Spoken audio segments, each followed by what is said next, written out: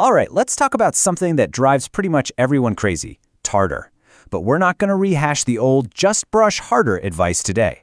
No, we're diving into how to work smarter to stop tartar in its tracks before it even gets a chance to start. So let me ask you this. Does this sound familiar? You brush twice a day, you floss, you do everything your dentist tells you, but you go in for a cleaning, and yep, there it is again. They find more of that chalky stuff to scrape off your teeth. It is so frustrating. But the thing is, brushing harder isn't the answer. The real enemy is a little more sneaky. You know, to really win this battle, you have to understand your opponent. Tartar doesn't just show up out of nowhere. It all begins with something much softer, something we all know, plaque. See, plaque isn't just food gunk. It's actually a living community. It's this soft, sticky film of bacteria that gets fueled by the sugars and carbs you eat, and it builds up fast, within just a few hours. Now the good news is, when it's in this soft stage, it's super easy to brush away. The bad news? Well, it doesn't stay soft for very long. So here's how it all goes down. First, that soft plaque forms. Then, the bacteria get organized and create this protective slime layer. It's called a biofilm, which helps them stick together and defend against your toothbrush. And if you don't clear that out, minerals from your own saliva, like calcium and phosphorus, start to soak in and basically fossilize it. And just like that, tartar is born. Its official name is dental calculus, which literally translates to dental stone. And that's exactly what it is. And get this, once that soft, easy-to-remove plaque hardens into tartar, it can become about 1,000 times harder to get off. That's why your toothbrush and floss can't touch it. You need a professional with those metal scraping tools. But here's the thing. While it's really hard to remove, it is absolutely preventable. Okay, so we know how tartar forms, but to really stop it for good, we need to know why it forms in the first place. We have to look at the environment inside your mouth that lets this whole process get started. And it really just boils down to two big things.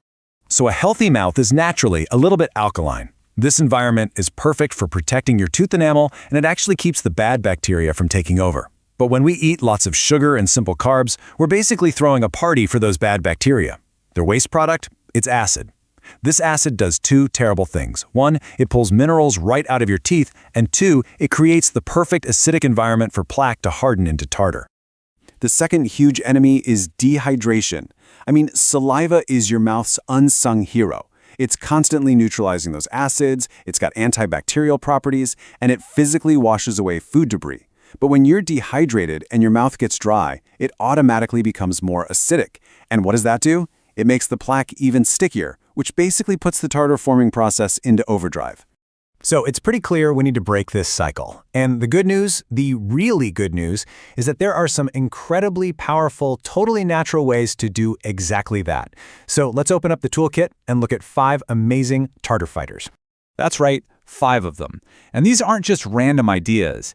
Each one of these fighters targets a very specific weakness in that whole tartar forming process. Let's break them down one by one. First up, we have NAC. Now, this is a form of an amino acid, and its superpower is disrupting that slimy bacterial biofilm we talked about. It actually breaks apart the bonds holding the plaque together. So what happens? It loosens plaque's grip, which makes your everyday brushing way, way more effective. You can use it as a lozenge or a rinse to give it time to work directly on your teeth. Next is xylitol, which you've probably seen in sugar-free gum and mints. This stuff is a total game changer. Why? Because the bad bacteria eat it, but they can't digest it, so they basically starve. But it has this other cool benefit. It makes the surface of your teeth feel slick, making it physically harder for new plaque to grab on. A few pieces of xylitol gum or mints a day can make a huge difference. Number 3 is good old baking soda. This one is a double whammy. First, it instantly neutralizes acid in your mouth, which immediately shifts your oral environment back to a healthier state. Second, it's a very mild abrasive that helps scrub away soft plaque. But, and this is a really important warning, it can be too abrasive for daily use, so stick to just 2 or 3 times a week maximum. Our 4th fighter is hydrogen peroxide. Here's a cool fact. The bacteria that are the worst offenders for tartar are mostly anaerobes, which means they hate oxygen. So when you rinse with hydrogen peroxide, you flood your mouth with oxygen, creating an environment they can't survive in. It's great for killing bacteria hiding deep in that plaque layer. But just like baking soda, it's strong. You must dilute it with water and only use it a few times a week to avoid irritating your gums. And finally, we have herbal oils. Certain oils like neem, clove, and tea tree are incredibly powerful natural antibacterials. Now, the key here, and I cannot stress this enough, is safety. These essential oils are extremely concentrated, and you should never use them straight.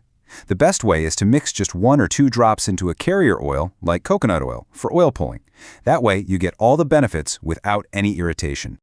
Okay, so we've got this awesome toolkit. But how do you actually use it all without it becoming a full-time job? Let's put it all together into a simple, really effective routine. This is the action plan. This chart makes it super simple. Here's what you do every day. Use your NAC to break up biofilm, chew on some xylitol gum or mints after meals, and you can do some basic oil pulling with plain coconut oil.